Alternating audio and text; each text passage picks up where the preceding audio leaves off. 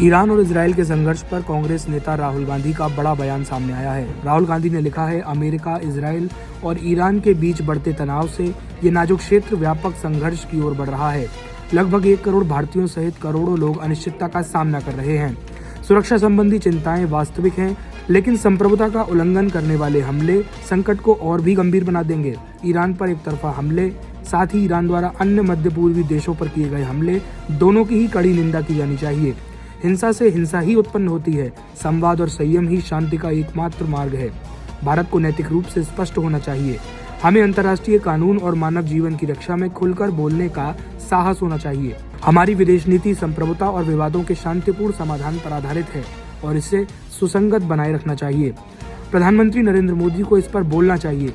क्या वे विश्व व्यवस्था को परिभाषित करने के तरीके के रूप में किसी राष्ट्राध्यक्ष की हत्या का समर्थन करते हैं?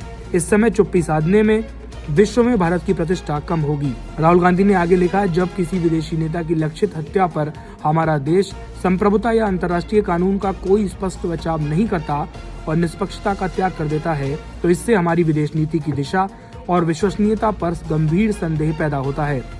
ऐसे में चुप्पी साधना तटस्थता नहीं है। कांग्रेस संसदीय दल की अध्यक्षा श्रीमती सोनिया गांधी जी ने इस महत्वपूर्ण वैश्विक मोड़ पर लिखते हुए इस बात पर जोर दिया कि भारत को संप्रभुता और शांति के लिए खड़ा होना चाहिए और अपनी नैतिक शक्ति को फिर से प्राप्त करना चाहिए।